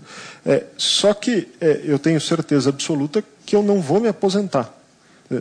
Por uma série de motivos. Eu acho que quando eu chegar no final da minha vida produtiva, que será muito mais longa do que era, por exemplo, para o meu pai, que já está chegando no final da vida produtiva dele, aos 65 anos, jovem, ainda com muita expectativa de vida, mas vai se aposentar. Eu acredito que, até mesmo pela minha própria função, vou ficar tendo que trabalhar até morrer. Morrerei dando aula. Espero que não, mas enfim. Espero que não. Não dando aula, que morra de outra maneira, né? Mais idílica, enforcado numa Sharp, sei lá, em algum lugar. Então você tem também essa ruptura. E para piorar a situação, o nosso período de esperar a morte, ele se alongou tanto que, em alguns casos, ele é maior do que a nossa idade, o nosso período produtivo. Todo mundo aqui tem alguma tia, um pai ou mãe, que está chegando na casa dos 100 anos de idade e que se aposentou aos 50. Eu, pelo menos, tenho uma tia que se aposentou aos 50 anos como professora e está com 96. E vai viver mais. Então você tem essa ruptura dessa previsibilidade da vida. Mesmo em relação às nossas relações sociais. Hoje o casamento não é aquele casamento previsível, a própria ideia de casamento é completamente subvertida, a própria ideia de reprodução, de ter filhos ou não ter filhos, a idade certa para ter filhos, hoje a gente já nem fala mais nisso. Você tem aí uma ruptura de uma série de etapas vitais que tem uma implicação direta na transformação dessa sociedade de consumo. Tem um pesquisador inglês, britânico, que se chama Colin Campbell, que ele vai olhar para isso e vai dizer, espera aí, aqui tem um processo de construção contínua de necessidades e de reposição contínua de necessidades que será que não existia? E ele vai fazer uma pesquisa sociohistórica e vai descobrir que esse período, na verdade, é muito similar ao período do romantismo. Durante o romantismo, que tem essa vertebração da modernidade, você tem uma constante, de alguma maneira, uma exaltação da pulsão de vida, exaltação das necessidades, do desejo de você precisar comer o mundo. O que aconteceu, essa ideia de... isso foi muito do espanhol, né? Comer o mundo. Você fagocitar a realidade, entrar e cada vez ser mais rápido, mais rápido, mais rápido. O que acontece, no meu entender agora, é apenas uma aceleração disso. Por um lado, você tem uma ruptura daquela previsibilidade, da certeza das suas etapas vitais, e, paralelo, você tem uma aceleração contínua da vida. Eu cheguei, e acredito que muitos de vocês aqui também já fizeram isso, ter que estar em 3 lugares, em pontos diferentes de uma cidade, ao mesmo tempo, ou com um curtíssimo intervalo de tempo por questões profissionais. Quer dizer, isso há 50 anos atrás era inimaginável, porque até a própria ideia de trabalho, você tinha um trabalho. Hoje você, se tiver sorte, tem CLT. Como não, você tem aí uma série de relações completamente superpostas, diferenciadas de vinculação com a relação do trabalho. Então, por isso que eu insisti muito na necessidade de a gente tentar entender o consumo atrelado ao circuito da produção. Há, sim, uma transformação de velocidade na geração dessas necessidades, cada vez mais. Há uma maior complexidade nisso, mas há também uma transformação radical na esfera da produção e na esfera do trabalho, que, de alguma maneira, estão completamente conectadas. Outra visão que também existe em relação a isso é exatamente a visão econômica. Toda a movimentação para sustentar a sociedade que nós temos hoje é uma movimentação no sentido de aumento de PIB. É aumento de produto interno bruto, é aumento de produção. Então, se você não tiver esse aumento contínuo, você não sustenta o modelo que nós temos, você não sustenta o modelo. E aí eu chamo até Bourdieu, um sociólogo francês, que mostra exatamente que aquele que está no poder tende a querer manter o status quo. Então, a mudança ela não pode ocorrer de cima para baixo. A mudança ocorre de baixo para cima. Agora, você perguntar até onde vamos até onde nós deixarmos, até onde o de baixo deixar. Enquanto nós não tivermos uma maneira de subverter o modelo, uma maneira de trocar, de encontrar uma outra via, nós vamos sim nos manter nesse crescimento pelo lado do polo produtivo. E aí é muito interessante porque a própria ideia que a gente falou aqui de consumo consciente, enfim, tem uma certa origem num movimento chamado simplicidade voluntária. Mais ou menos simultâneo à imersão do movimento hippie, Estados Unidos principalmente, anos 60, 70, a ideia de que o consumo, por ter aquela moralidade negativa, ele ensejava um estilo de vida incompatível com as dimensões do ser. Então, uma série de pessoas, no contexto dos Estados Unidos principalmente, e na França também, começam a buscar um estilo de vida alternativo. Na Alemanha também, na Áustria, tem alguns movimentos muito fortes em torno da ideia da simplicidade voluntária, de que cabe a você, sujeito, renunciar a essa sociedade de consumo. Eu não quero ser parte dessa sociedade de consumo e, portanto, vou buscar não ter bens materiais. Enfim, essa ideologia antimaterialista, essa ideologia digamos, de rechaço ao modelo da sociedade de consumo, ela é incorporada pela sociedade de consumo. O próprio capital se incorpora disso e diga, não, espera aí, consumo consciente não é você necessariamente consumir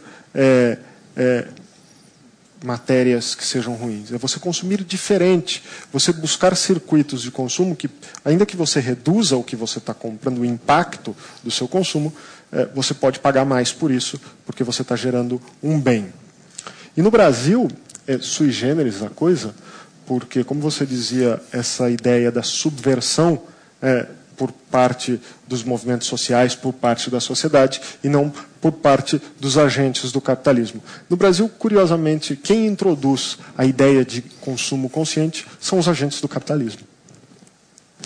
4 grandes multinacionais se reúnem com um dinamizador, um agente desse mundo que constroem ONGs ad hoc. Né? Você constrói uma ONG não pelo fato de representar ali um movimento social ou alguma ideia de uma visão alternativa, de um conjunto de pessoas que se reúnem para fazer algo no mundo. Você constrói ali ad hoc, às pressas, para introduzir na sociedade brasileira a ideia de um consumo consciente. Então, o próprio mercado patrocina uma ideia determinada de consumo consciente para manter o status quo. Tanto é assim que os movimentos de consumidores no Brasil, que são muito fortes, né, a gente tem uma tradição aí de briga e tal, eles não estão articulados.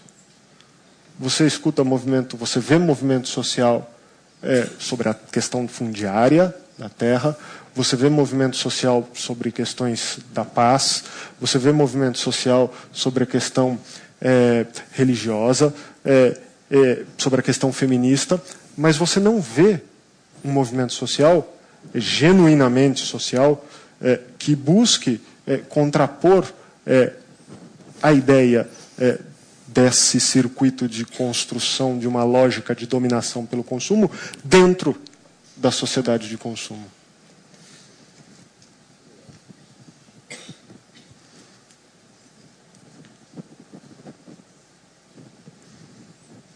Oi, boa noite. Eu gostaria, a minha questão é quanto ao consumo e a regionalidade. Assim, eu vejo que alguns países, algumas regiões têm muito essa relação da produção e do consumo na criação de uma identidade local. Então, eu queria que vocês tentassem falar um pouco mais sobre isso. É bem legal, porque eu sou de Botucatu, falei, mas eu sou espanhol também. Ostento a dupla cidadania. E a minha esposa, companheira, a gente não é casado, a gente já subverteu essa etapa, ela é basca, né? Do País Basco, que é uma região pequena da Espanha, que ela que não me escute, ela deve estar vendo pela internet. Se eu falar que o País Basco é da Espanha, capaz de eu apanhar quando eu chegar em casa. A ideia é justamente ao contrário. O País Basco é uma região que quer ser independente. Então, todo o consumo ali que se fomenta naquela região, naquele pedacinho ao norte da Espanha e norte da França, é de reafirmar uma identidade que se contrapõe à identidade dos que estão ali do lado, França e Espanha, né? Mas, ao mesmo tempo, isso faz com que a Maria, minha companheira, ela se identifique com a ideia de País Basco a partir da comida, basicamente. Da comida. E como eu sou espanhol e não sou basco, ela, de alguma maneira, quando a gente morava na Espanha, a gente meio que se adaptou ao estilo de vida espanhol, né? E aqui no Brasil é bastante diferente o estilo de vida e principalmente o estilo de comida. A gente mistura tudo. Mistura aqui mesmo, a gente está tudo misturado, no dia a dia a gente está tudo misturado, e a comida reflete isso, né? Você coloca ali arroz, feijão, e o que tiver, e mistura tudo no mesmo prato e come. A gente vai almoçar, normalmente eu e minha esposa, ela olha para mim e fala assim, peraí, primeira pergunta, vamos almoçar como espanhóis ou como brasileiros? O almoçar como espanhol é ter toda uma ritualização na mesa diferente e o tipo de comida, preparação diferente. Por mais que você esteja utilizando os mesmos ingredientes. Então você vai fazer uma salada de alface com tomate, que aqui a gente junta ali, mistura tudo, coloca no prato. Não, na Espanha aquilo você coloca, dispõe de uma maneira diferente, de tal maneira que você tem aí uma dimensão simbólica completamente diferente, né? a gente mesmo aqui no interior de São Paulo não se dá conta do quão regional é o nosso consumo, os nossos hábitos, as nossas práticas. Talvez a gente só se dê conta dessa relação local com a formação da nossa identidade quando a gente sai. Quando a gente vai ou para outra região do Brasil, e aí você vê hábitos e práticas completamente diferentes. Por isso que pensar o consumo, discutir o consumo a partir de uma visão de cultura e não somente a partir de uma visão econômica, permite a gente discutir a questão das identidades. Como se constrói as identidades? O que está por trás de cada identidade? Quais são os valores éticos e morais que constroem o caráter daquilo que buscaremos ser na sociedade? Quando a gente está falando desse tipo de consumo, que é um consumo identitário, é justamente a questão do consumo simbólico. Acho que o primeiro exemplo que me ocorre na cabeça é quando você chega num aeroporto e a primeira coisa que você vê descendo é aquela camiseta amarela da seleção brasileira saindo do avião. É um consumo simbólico. É uma sensação de pertencimento. E aí eu recorro um pouco a Freud. Tá? Freud coloca que o nosso maior medo, além da morte, é o medo da exclusão, é o medo de morrer sozinho. É o medo de não pertencer a um determinado grupo. E um determinado tipo de consumo exatamente nos permite pertencer a um determinado grupo. Quer um exemplo bem moderno? Hipsters. Pós-moderno. Pós-moderno, perdão. Desculpa, eu acredito na hipermodernidade. Eu não. Eu fiquei na modernidade tardia, eu parei em Marx. Eu já estou em Lipovetsky. Você é um cara mais arrojado. São coisas da vida. Bom, o que acontece? Um exemplo bastante atual é o hipster. É aquele óculos, o estilo aviador, que é com a lente de grau ao invés da lente escura. É o tipo de roupa, vestimenta. Então, nós consumimos símbolos de pertencimento, basicamente. A comida que ele deu é um exemplo excepcional. É um símbolo de pertencimento. Não hipster, tá? A comida, para você ter uma ideia, você pega a colônia brasileira no Japão, eles se reúnem para fazer feijoada. Eles se reúnem para comer arroz e feijão. É uma questão de eu pertenço a determinado mundo de acordo com aquilo que eu consumo. E de novo, esse consumo não é o consumo mediante a contrapartida pecuniária. Eu consumo novela brasileira quando eu estou em outro país, eu consumo... Isso é extremamente interessante. Eu já cheguei a chorar vendo novela brasileira na televisão catalã, ver um momento de solidão ou de drama. Era a Casa das Sete Mulheres, La Casa das Sete Donas. Quer dizer, você vê ele dublado, uma coisa completamente fraturada, hibridizada, transformada. Eu olhei aquilo, casa, e comecei a chorar. Tem coisas que a gente não confessa, cara. Mas ainda mais na TV. Enfim. Então, na verdade, essa questão do pertencimento, essa questão de fazer parte de algo maior, ela é refletida diretamente no consumo. Freud tinha uma coisa bastante interessante, que e isso está lá no Mal-Estar da Civilização. Tá? Exatamente uma das coisas que ele colocava é que civilização e cultura eram sinônimos. E você faz parte de uma determinada cultura, de uma determinada civilização, de um determinado grupo, de um determinado mundo. E você consome para se parecer com ele, para pertencer a ele, para que o outro o reconheça como sendo parte de determinado mundo. Aí é muito interessante, só por adoção catalão, mas enfim.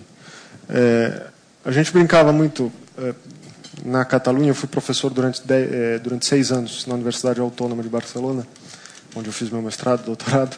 A gente brincava com o pessoal de fora, os estrangeiros, que queriam se integrar numa comunidade que não era deles. Eu falei assim, olha, se você quiser ser catalão, você precisa fazer 2 coisas.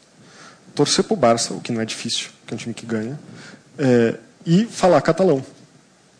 Essas 2 inscrições, quer dizer, você consumir a língua também, ou seja, começar a consumir literatura, consumir todos os produtos culturais naquela língua e consumir o Barça. com essas duas inscrições sociais, você está pronto. Bem-vindo a mais um país sem Estado, que é a Catalunha, né? Outro país que quer ser independente. Mas você vê claramente essa relação entre a articulação de pertencimentos na vida cotidiana e a construção de uma abstração, que é uma identidade que se inscreve e pertence a uma determinada comunidade imaginária.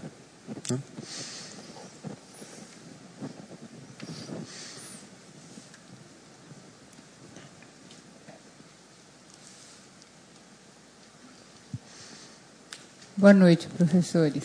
Boa noite. Dúvidas, eu acho que foi o que os senhores criaram na gente, né? E a questão, quando foi dito da construção de valores. Na semana passada, no café da semana passada, foi dito que família e escola já não são mais o centro de construção dos valores, que isso já está mudando. Então, eu pergunto, onde estão sendo construídos os valores do mundo atual? Olha, eu não saberia te dar uma resposta certeira. O que sim, eu acho que aí é uma reflexão bastante interessante, é a gente pensar que a escola e a família detinham o monopólio da construção de valores. Ou seja, eram instituições tão fortes, que determinavam quais valores seriam tidos como virtuosos para uma existência ética e quais valores não seriam vistos como virtuosos. O que aconteceu nesse processo de esfacelamento da sociedade, das certezas, é que esse monopólio ele deixou de existir. Há outras instituições onde são gestados os valores sociais. Quais? Muitas. O consumo é uma delas. A nossa relação com o mercado é uma delas. Além da escola e da família, os espaços de sociabilidade, que hoje também migraram para o universo virtual. A gente não pode ignorar que a gente está construindo valor quando a gente está consumindo um determinado vídeo que foi feito, pensado por uma determinada crítica dos habitantes de um determinado bairro de Seul, na Coreia do Sul, e isso globaliza e vira o Psy. Ali tem uns valores também que, de alguma maneira, estão impactando na nossa negociação com o mundo. É muito mais do que dizer quais são as instituições onde hoje se constroem os valores, é dizer que não há mais uma ou duas instituições que detêm um monopólio, que houve um esfacelamento, houve uma ruptura de um determinado modelo de educação e de um determinado modelo de família. A ideia de família não é uma ideia histórica natural. Muitas vezes a gente naturaliza a ideia de família, mas a ideia de família que a gente tinha ou tem ainda é uma ideia do século XVII, mais ou menos, 17 e 18. A ideia de escola como instituição de saber também é uma instituição da modernidade. Em certa medida, o que a gente está observando é que as instituições primordiais para construções de valores da modernidade, elas se esfacelaram. Não que não existam ainda valores na escola e na família, sim, mas eles precisam, são duas instituições que precisam partilhar com outras instituições que estão aí também presentes no nosso cotidiano. Você não precisa mais ir para a escola para aprender. Aliás, nunca precisou. O que existia era uma consagração de uma virtude na educação formal. Hoje em dia, muitas vezes o melhor título é o título de doutor. Quer dizer, doutor é quem tem doutorado, mas ninguém respeita isso. Até médico e advogado hoje em dia se chama de doutor. Os que estão aqui ficarão bravos. Mas, enfim, a ideia do título dentro dessa história, tá? Estou colocando na história. A história dizia que doutor era quem tinha doutorado. Houve uma subversão completa disso. Hoje em dia, qualquer um é doutor, menos a gente. Menos a gente. Essa cara de moleque não... Enfim. Não, é proibido você ter 30 anos e ser doutor. Uma coisa que ele colocou, realmente, houve um fim do monopólio, mas eu nem chamaria de monopólio. Na verdade, você cria valores, você julga o tempo todo, em qualquer relação, a qualquer momento. Seja naquilo que você chama de núcleo familiar, seja no seu núcleo escolar, ou seja, pegando um ônibus e indo até o teu trabalho, por exemplo. A criação de valores ela é contínua e ela é uma construção que depende de sociabilidade. Então, da mesma maneira que ele exemplificou toda a mudança social da pergunta que houve aqui antes, de que mudou-se o tempo, mudou-se a maneira, mudou-se a visão, a construção de valores percorreu esse mesmo caminho. Ela percorreu essas mesmas mudanças. A diferença é que antes nós víamos o núcleo familiar e o núcleo escolar como sendo centrais na construção dos valores. Por isso que eu nem chamaria de monopólio, eles eram centrais. Hoje, não, hoje eles não são centrais, hoje eles são parte de uma construção de valores. Construção de valores essa que existe a todo momento, a todo instante aqui, longe do núcleo familiar, longe do núcleo escolar, estamos discutindo e eu julgo o que me é dito, você julga o que lhe é dito e a gente faz uma nova construção de sentidos, uma nova construção de valores a partir das nossas experiências com o mundo. Então, todo encontro com o mundo é absolutamente virginal, é absolutamente novo e é absolutamente diferente do anterior. E nós estamos construindo um valor em relação a esse novo encontro com o mundo. E como esse novo encontro acontece a todo instante construímos o valor. Aí talvez fosse interessante a gente pensar na ideia que você contrapôs muito bem no começo da sua intervenção, da confusão que a gente faz, e é normal, entre ética e normas sociais. O que talvez a escola, outras instituições, a família, ofereciam era uma visão una, uma visão nucleica do que deveria ser, normativa, os códigos. Você tem que agir dessa maneira. A sociedade sempre foi complexa. O que acontece é que agora há, digamos, uma subversão dessas relações de dominação. Por isso que eu chamei de monopólio. Monopólio no sentido de eu estou autorizado a dizer o certo, eu estou autorizado a dizer, escute o seu pai porque ele sabe o que é, escute o professor porque ele tem essa autoridade moral. Né? O que há agora é uma perda dessas visões de autoridade. Né? Eu não sei se isso é bom ou ruim, não sei. Enfim, me pergunto todos os dias. E dizem que quanto mais a gente vai avançando, mais a gente vai perguntando e não sabendo a resposta.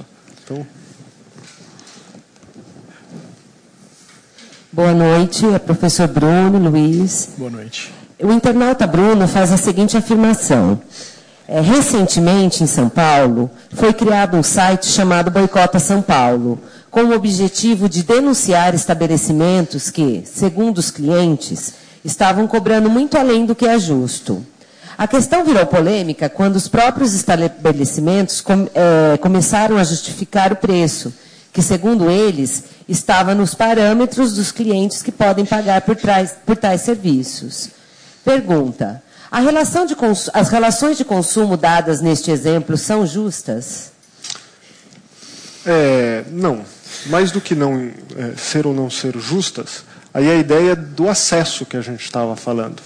Se a gente aceita uma sociedade de livre mercado, essa sociedade vai controlar quem pode consumir o quê a partir de um preço de entrada. Limita pela economia. E ainda que por exemplo, você pudesse romper o acesso pelo valor, você ainda teria que se sujeitar a determinados códigos e a determinados pertencimentos. Eu dou um exemplo meu mesmo. Eu sou professor, como vocês sabem, professor é uma pessoa que carece de recursos de por si. Né?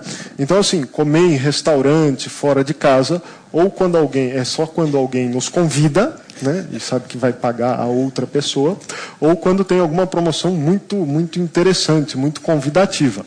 Do contrário, você não vai. Mas imaginemos que tenha a promoção. E às vezes tem essas semanas do restaurante. Venha até o restaurante 20 estrelas e coma. Eu estou acostumado a comer no quilo do lado da universidade. Com os meus colegas professores, aluno ali, mosquito, aquele ambiente ali universitário que a gente tanto gosta. Quando eu vou num restaurante desse de 20 estrelas, numa semana da promoção, o acesso já está limitado. Está ali porque está na semana da promoção, não é um consumidor habitual. E é um problema agravado, que é a maneira de se portar, de estar nesses lugares. Por mais que eu queira parecer que sou daquele ambiente, eu não pertenço àquele ambiente. Eu não pertenço, eu não saberei, eu não sei. E você se sente incomodado com o olhar recriminador do garçom, que não falou nada, ele só falou, bom dia, doutor. Acho que foi a primeira vez que ele chamou alguém de doutor corretamente. Mas aquilo me impacta de tal maneira que não consigo nem desfrutar da comida. Esse site, na verdade, o que ele denuncia, além do abuso, São Paulo hoje é a segunda cidade mais cara do planeta. E o Rio está indo para esse caminho. É a existência de um controle social pelo consumo, pelo acesso ao consumo. Você cria mecanismos e barreiras que impedem que a sociedade seja mais igualitária do ponto de vista de entrada. Nesse lugar, nesse espaço, só vai entrar pessoas que tiverem condição de pagar R$18 por uma garrafa de refrigerante. Então, as pessoas que estão ali naquele espaço, elas querem essa higienização social. Aí o dedo na ferida, que o olhar do consumo nos permite colocar na sociedade brasileira, é a nossa dificuldade de conviver no espaço público com a diferença. E olha que somos um país diverso. Um exemplo bastante claro e que não é diretamente ligado ao consumo, mas que gerou muito barulho, foi a questão do metrô em Higienópolis. Quando as pessoas fizeram até o churrasquinho da gente diferenciada. Então, o que acontece aqui? Na verdade, esse Boicota São Paulo, ele é o churrasquinho da gente diferenciada na internet. Ele é a maneira que as pessoas têm de demonstrar essa higienização social, essa tentativa de distanciamento do distinto, do diferente, que a classe média alta tem. E coloco-me dentro da classe média alta e sei que a classe média alta tem isso. Eu, empresário, formado, sei que isso existe, sei que há essa higienização, sei que as pessoas estão acostumadas com ela e que elas tendem a manter esse status quo. Lembra a questão, exatamente a questão que eu falei de Bourdieu, quem está no domínio tende a manter o status quo. Essas pessoas estão justamente fazendo um modelo de subversão. O Boicota São Paulo é uma das possibilidades de subversão que existem. E diria que a internet é muito profícua nessa maneira de subverter as coisas. Talvez vejamos dentro da internet por novas possibilidades de subversão, assim como foi esse site, que é extremamente interessante. Talvez em termos de movimentos sociais pode ser um espaço para o surgimento de novas formas de ativismo, né, que permitam a gente tentar, aí sim, transformar a sociedade em alguma coisa pode ser nem que não seja a transformação, mas pode ser o ponto de início disso. Então, assim, essa questão do preço é excludente, é justa? Não, não é justa. É exatamente aquilo que nós estávamos falando sobre 2/3 da população mundial não terem condições de entrar nessa linha de consumo. É exatamente a mesma ideia. E aí a justificativa para que custe R$18 alguma coisa, um refrigerante, ela sempre será fundada num discurso persuasivo. E pelo menos a justificativa geralmente costuma ser sincera. Olha, é porque é o público que pode pagar. Pelo menos é sincera. Né? Temos às vezes, nem sempre. É que essa foi, especificamente. Essa foi. Quem pode pagar, vai. É a do frango. A do frango, exatamente. Era da Coca-Cola não, mas a do da Coca-Cola não, e a do suco de laranja também ainda não foi. A do frango porque o meu frango custa... Frango assado, frango de padaria, assado. Custa R$75. Aquele frango da padaria? O dono do estabelecimento falou, eu não vou justificar. É R$75, pergunte para o meu consumidor. Ele pode pagar R$75 para comer o meu frango assado e ponto. Se tem gente que paga, eu vendo. Então, o boicote ACP é legítimo, eu considero como uma maneira legítima de protestar. Agora, o que é interessante é o outro site que foi criado 2 dias depois, sim. Do São Paulo Honesto. A resposta. Né? Honesto São Paulo, alguma coisa assim. Que há aí uma subversão interessante. Por quê? A ideia bastante virtuosa e interessante de você destacar porque determinados lugares têm um preço justo, só que travestido da coisa ética, da coisa honesta. Então, eu dou um exemplo do restaurante esse que eu comentei, que eu costumo comer ali do lado da faculdade, um restaurante que, enfim, não dá nota fiscal. Eu acho que quase todos os funcionários que trabalham lá não estão registrados, tem jornadas de trabalho muito além das 8 horas regulamentares, ganham mal, não sei o que, e está ali no site de comida honesta, porque oferece o quilo a menos de R$10. Honesto não é, porque se ancora em uma série de práticas incívicas e até mesmo corruptíveis e corruptas para oferecer. Algumas que poderiam entrar até em códigos penais. E outras nos códigos de controle sanitário. Né? Que são as mais comuns de se encontrar. Acho que isso...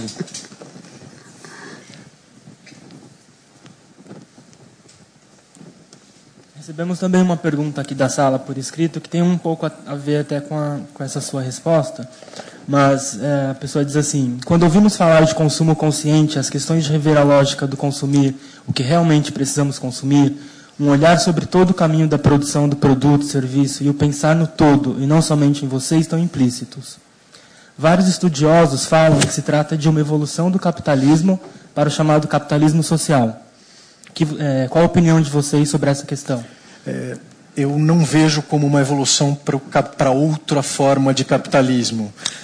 Para a forma de capitalismo cultural, não capitalismo social. Não social. Eu não digo que é uma transformação real do capitalismo. É uma manutenção. É uma manutenção do capitalismo atual com outra roupagem, exatamente para que se consiga manter o status quo. O discurso exatamente de que você está pensando no todo ao consumir de determinada coisa, de determinada maneira, é exatamente para que você mantenha o funcionamento das coisas como está.